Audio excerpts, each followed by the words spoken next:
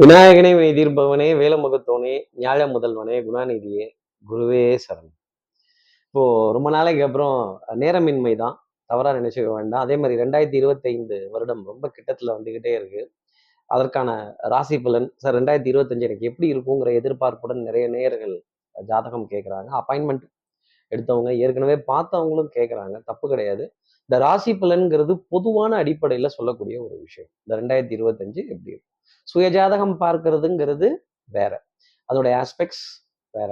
அதே மாதிரி பார்த்தீங்களா, எனக்கு ஒரு சின்ன வேண்டுகோள் நம்ம நேயர்கள்ட்ட, சப்ஸ்கிரைப் பண்ணுங்கன்னு சொல்ல வரல, அதுக்காக பண்ணாம இருக்காதீங்க. புதுசா பார்க்குறவங்க, சப்ஸ்கிரைப் பண்ணாத நம்ம நேயர்கள் ப்ளீஸ் டூ சப்ஸ்கிரைப். இந்த பெல் ஐக்கானே அழுத்திடுங்க, லைக் கொடுத்துருங்க, கமெண்ட்ஸ் போடுங்க, ஷேர் பண்ணுங்க. இப்போ யாராவது அப்பாயின்மெண்ட் வேணும் சார், ஜாதகம் பார்க்கணும் அப்படின்னா ஒரு நாள் 2 நாள் கொஞ்சம் அவகாசம் கொடுத்து கேளுங்க. இந்த உடனே இப்பவே இந்த ஒரு 2 மணி நேரத்துல இன்னைக்கு சாயந்தரமே இன்னைக்குள்ள கொடுத்தா கொடுங்க, நான் இன்னைக்கு ஸ்ரீரங்கம் வரேன் இன்னைக்கு தான் பார்க்கணும், அந்த மாதிரி வாய்ப்பு கிடையாது. நான் அப்பாயின்மெண்ட் பேசிஸ்ல தான் பார்க்குறேன், வீட்டில் தான் பார்த்துட்டு இருக்கேன். வீட்டில் எனக்காகன்னு ஒரு இடம் இருக்கு, அங்கே தான் பார்த்துட்டு இருக்கேன். ஆபீஸ்லாம் போட்டு தனியாக அதற்கு ஒரு ஏற்பாடு அந்த மாதிரிலாம் பண்ணலை. ஸோ நம்ம நேயர்கள் கொஞ்சம் கம்ஃபர்டபுளாகவே நேரில் வர்றவங்க ஒரு நாள் 2 நாள் முன்னாடி நான் இருக்கனாங்கிற அவைலபிலிட்டியை தயவு செஞ்சு தெரிஞ்சுக்கிறேன். எனக்கும் ட்ராவல் உண்டு, பர்சனல் லைஃப் உண்டு, கொஞ்சம் கமிட்மெண்ட்ஸ் உண்டு. அதே சமயம் என்கேஜ்மெண்ட் அப்படிங்கிறது உங்களுக்கு முன்னாடி நிறைய பேர் பணம் கட்டினவங்க எல்லாம் ஜாதகம் பார்க்கறதுக்காக இருக்காங்க. இதுல என்ன அப்படி என்ன இவர் போன்ல ஜாதகம் பாக்குறாரு, ஓவர்சீஸ்ல இருந்து கேக்குறாங்க. அவங்களுக்கு எல்லாம் நைட்ல தான் பாக்குற மாதிரி இருக்கு, டைம் ஜோன் டிஃபரன்ஸா இருக்கு. ராத்திரி 11, 12 வரைக்குமே போயிடுது, திருப்பி மார்னிங் ஒரு 5, 6 ஈஸ்டர்ன் ஜோன்ல பார்க்க வேண்டியதா இருக்கு சில பேத்துக்கு. ஸோ எந்த டைம் அப்படிங்கிறத என்னால சொல்ல முடியாது. ஒரு நாள் 2 நாள் அவகாசம் கொடுத்து கேளுங்க. அதற்கான கட்டணம் என்னங்கிறத வாட்ஸ்அப்ல கேட்டு தெரிஞ்சுக்கோங்க. இல்ல என்னோட அசிஸ்டன்ஸ் கால் அட்டன் பண்ணுவாங்க, 2 பேர் இருக்காங்க. அதுல யார் அட்டன் பண்றாங்களோ அவங்க கிட்ட அந்த என்ன விவரம் எப்ப கிடைக்கும் அப்படிங்கறதெல்லாம் கன்ஃபார்ம் பண்ணி கேட்டுக்கோங்க. நார்மலா ஒரு 20 மினிட்ஸ்ல இருந்து ஒரு 45 மினிட்ஸ் வரைக்கும் போகும். அது என்னன்னா உங்களுடைய தெய்வீகத்தை பொறுத்து தான் எனக்கு அந்த சங்கதிகள். எல்லா ஜாதகத்தையும் ஒரே மாதிரிலாம் சொல்ல முடியாது. சில இடத்துல ரொம்ப கிளியரா இருக்கும் லைஃப் ஹிஸ்டரி, தெள்ள தெளிவா சொல்லிடலாம். சார் இன்னாத்துக்கு சார் இந்த சுய ஜாதகத்தை நம்ம பார்க்கணும், இப்படி கேட்கணும், அதுல என்ன இருக்குது, இந்த ஜாதகம் பார்க்கறதுனால எனக்கு ஏதாவது பலன் இருக்குமா, அங்க இருக்கிறது ஏதாவது நான் மாத்திக்க முடியுமா என் வாழ்க்கையில அப்படின்னு நம்ம நேயர்கள் கேட்கலாம். இப்போ இதுல இதுல என்ன இருக்குன்னு தெரிஞ்சுக்கிறதுக்காக யாரும் ஜாதகம் பார்க்கல.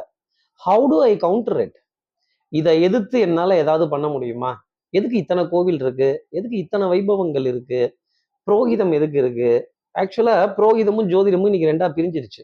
ஒரு காலத்துல ஜோதிடரே புரோகிதம் பண்ணுவாங்க, புரோகிதம் பண்றவங்களே ஜோதிடம் நல்லா பார்ப்பாங்க. இப்ப அப்படி இல்லை, புரோகிதம் ஒரு பக்கம் போயிடுச்சு. ஏன்னா புரோகிதம் ஒன் சைடு மட்டும்தான், எது கொடுத்தாலும் வாங்கிப்பாங்க, தட்சணை தான தர்மம் ஈஸியா போயிடும். ஜோதிடம் அவ்வளவு ஈஸி கிடையாது, சுத்தி விடும்.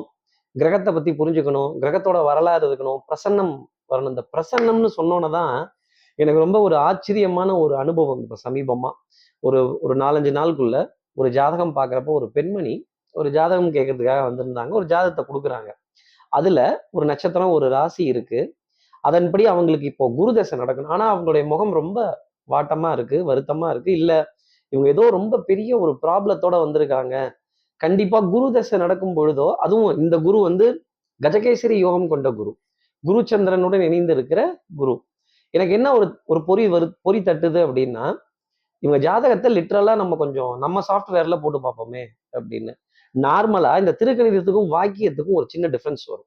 4ஆம் பாதமும் 1ஆம் பாதமும் கொஞ்சம் லேசா இடிக்கும். இவங்கெல்லாம் சந்தியில பிறந்தவங்கன்னு அர்த்தம். ஆனா இந்த ஜாதகம் சந்தியில பிறக்கல, ரொம்ப தெளிவா விவரமா 2ஆம் பாதத்துல உட்காருது. ஆனா அந்த ஜாதகமே தப்பு. எனக்கு என்ன ஆச்சரியம்னா, இந்த ஜாதகம் எப்படி தப்பா இருக்கு, இதை நம்ம சிஸ்டத்துல போட்டு பார்க்கலாங்கிற முடிவுக்கு நான் ஏன் வந்தேன் அப்படிங்கிறது எனக்கே அது ஆச்சரியம் தான்.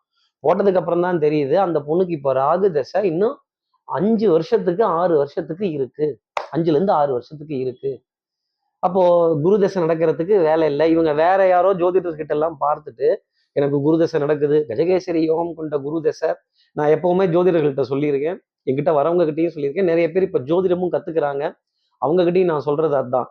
என்ன ராசி, என்ன நட்சத்திரம், எனக்கு என்ன திசை நடக்குது, இந்த திசையினுடைய பலன் நற்பலனா, நல்ல கர்மமா, துஷ்கர்மமா, துஷ்கர்மம்னா கெட்ட கர்மம், இது என்ன விரட்டுதா, இதை தயவு செஞ்சு கேட்டு தெரிஞ்சுக்கங்க.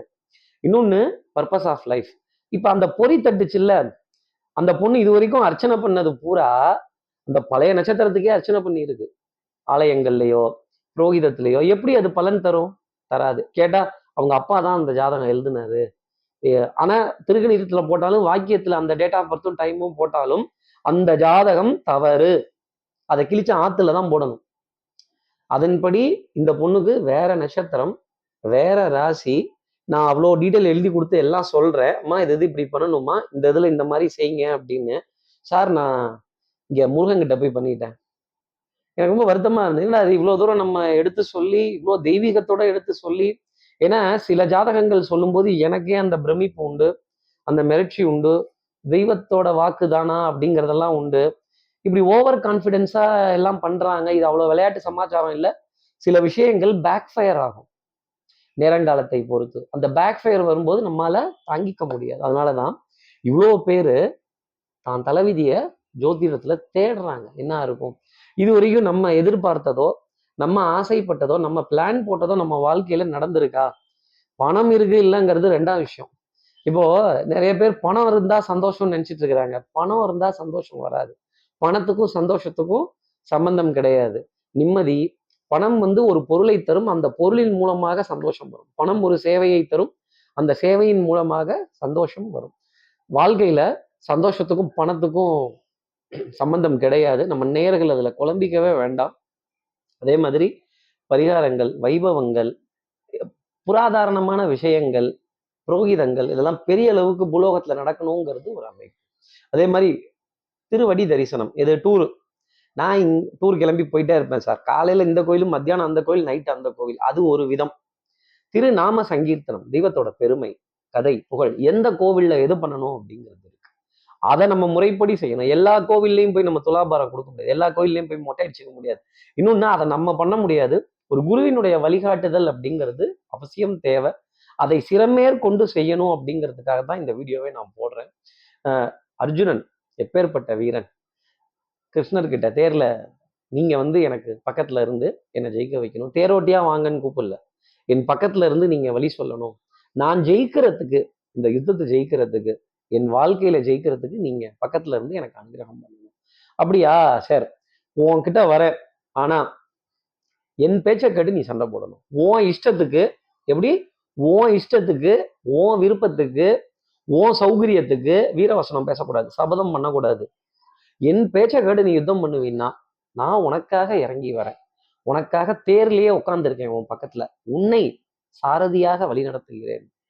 ரத சாரதி, டிரைவர். உனக்காக நான் இறங்கி வரேன். சத்தியம் பண்ணி கொடு. என்னை எதிர்த்து பேச மாட்டேன்னு சத்தியம் பண்ணி கொடு. நான் சொன்னதை கேட்பேன்னு எனக்கு சத்தியம். இந்த சொல் பேச்சு கேட்போமாங்கிறது தான், வேற ஒண்ணும் கிடையாது. இல்ல நீங்க சொல் பேச்சை நான் அப்படியே தட்டாம கேட்கிறேன் அப்படின்னு. ரொம்ப முக்கியமான யுத்தம் வருது அர்ஜுனனுக்கு. கர்ணனை நேருக்கு நேராக சந்திக்கும் நாள். கர்ணன் படை தளபதியாக வரக்கூடிய ஒரு திருநாள். இதுக்காகத்தாண்டா இத்தனை நாள் காத்திருந்தேங்கிறான் கர்ணன். அன்னைக்கு நல்ல சூரியன் உச்சம். கர்ணனை யாரும் ஜெயிக்க முடியாது. இந்த ரகசியம் கிருஷ்ணருக்கு தெரியும். என்ன பண்றார்? தேரை திருப்பி ஓட்டிட்டு போறார்.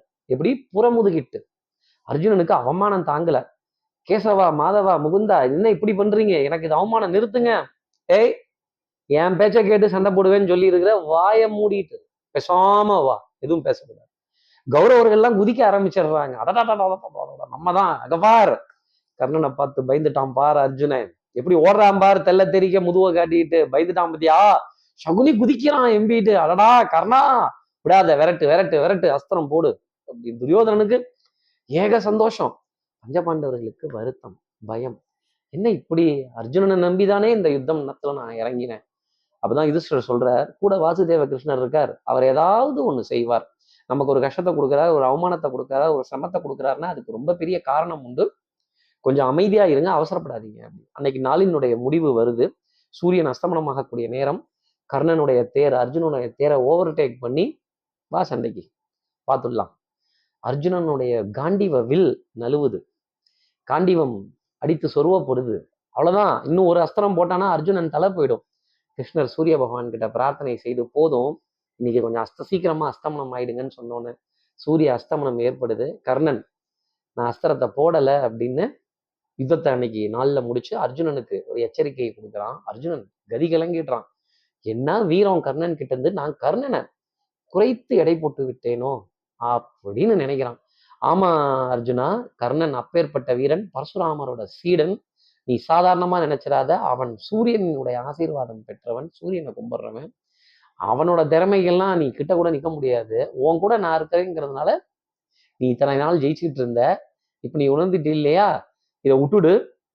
இன்னைக்கு நாள்ல சூரியன் உச்சம், அவனுடைய பர்ஃபார்மன்ஸ் ரொம்ப ஜாஸ்தி இருக்கும். நாளைக்கு சந்திரன் உச்சம், நீ தான் ஜெயிப்ப, கம்முன்னு வா அப்படின்னு கூட்டிட்டு போறாரு. அர்ஜுனனுக்கு ஒரு மாதிரி மனது குழம்பிடுச்சு. துரியோதனன் கேட்கறான் கர்ணனை பார்த்து, எத்தனையோ விதிமுறைகள் இந்த யுத்தத்தில் மீறப்பட்டன. இந்த விதிமுறையை நீ மீறி இருக்கலாமே கர்ணா, மீறி இருக்கலாம். ஆனா என்னைய பார்த்து இந்த உலகம் நாளைக்கு பெரிய அவச்சொல் அழியும் வரை சொல்லும் துரியோதனா. கௌரவர் படையில ஒருவன் இப்படி செய்தான், சூரிய அஸ்தமனத்திற்கு பிறகு யுத்தம் பண்ணினான் அப்படிங்கிற அவச்சொல் வந்துடும். வேண்டாம், நாளைக்கு உனக்கு ஜெயிச்சு தரேன் யுத்தத்தை. துரியோதனனுக்கு ரொம்ப நம்பிக்கை, எப்படியும் ஜெயிச்சிருவோம் அப்படின்னு. அடுத்த நாள் போகும்பொழுது அர்ஜுனன் கையால் கர்ணன் மரணம் அடைகிறான். சூழ்ச்சியால தான். தெய்வமே பக்கத்துல இருந்து அந்த சூழ்ச்சியை செய்ய சொல்றப்ப செய்யறதுல தப்பு கிடையாது. அது எல்லாமே பரிகாரங்கள் தான். யான் செய் தர்மம். போய் அவனோட புண்ணியத்தெல்லாம் புடிங்கிட்டு வந்துடுறாரு. அவனுடைய தேர் அவனுக்கு கை கொடுக்கல.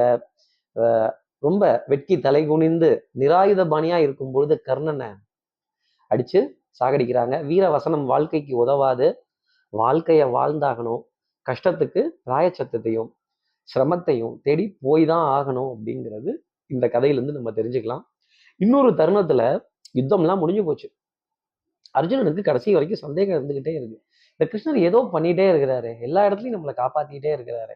யுத்தம் முடிஞ்சு அர்ஜுனா எப்பவும் என்ன பண்ணுவார், அர்ஜுனா தேரை விட்டு அவர் இறங்கி போயிடுவார். அர்ஜுனன் பாட்டுக்கு தன்னோட அஸ்திரம் வில்லு இல்லைலாம் மூட்டையை கட்டிக்கிட்டு மெதுவா இறங்குவான் தேர்ல இருந்து. குதிரையை வந்து இவங்கெல்லாம் அவுத்துட்டு போவாங்க. இதுதான் நியமனம். யுத்தத்தோட கடைசி நாள் 18வது நாளினுடைய முடிவு அன்னைக்கு அந்த தேர்ல கிருஷ்ணர் அர்ஜுனனை பார்த்து, முதல்ல நீ இறங்கு, அப்புறம் இந்த குதிரை நாளையும் அவுத்துட்டு போங்க. கடைசியா கிருஷ்ணர் இறங்கின அந்த நிமிஷத்துல அந்த தேர் வெடித்து சுக்கு நூறா நெருப்பு பிடிச்சி எரிஞ்சு பஸ்பமா போச்சான். அதான் அர்ஜுனன் கேட்கறான், என்னது இது, இது இது இது இது ஏன் இது எப்ப பார்த்தாலும் என்னதானே நீ தானே முன்னாடி இறங்குவ, இன்னைக்கே என்ன இறங்க சொன்ன? இல்லடா, இத்தனை காலம் நான் இந்த தேர்ல இருந்ததுனால அத்தனை வீரர்கள் போட்ட அஸ்திரத்தையும் இந்த தேர் தாங்கி நின்றுச்சு. இன்றோடு யுத்தம் முடிந்தது. நீ மட்டும் தேர்ல நின்றுதீனா உன்னை அடிச்சு காலி பண்ணிருப்போம். நான் உனக்கு குருவா நின்று வழி சொன்னதுனால இந்த யுத்தத்தை நீ ஜெயிச்ச. அப்படி எப்பவுமே நம்ம வாழ்க்கையில ஒரு குருவை தேடி போய் ஒரு உபதேசம் கேட்கணும். நாமளா ஐடியா பண்ணிக்கிட்டு நான் இந்த கோயில் போயிடுவேன், நான் இந்த பரிகாரம் பண்ணிடுவேன். குரு அப்படிங்கிறவர் ரொம்ப முக்கியம். அந்த குருவினுடைய பாரம்பரியம்ங்கிறது ரொம்ப முக்கியம். அதை சொல்றதுக்காகத்தான் இந்த ஒரு நிகழ்ச்சி. இன்னும் தொடர்ந்து நிறைய சுவாரஸ்யமான நிகழ்ச்சிகளோட உங்களை சந்திக்கிறேன். அதுவரை உங்களிருந்து விடைபெறுவது ஸ்ரீரங்கத்திலிருந்து ஜோதிடர் கார்த்திகேயன். நன்றி, வணக்கம்.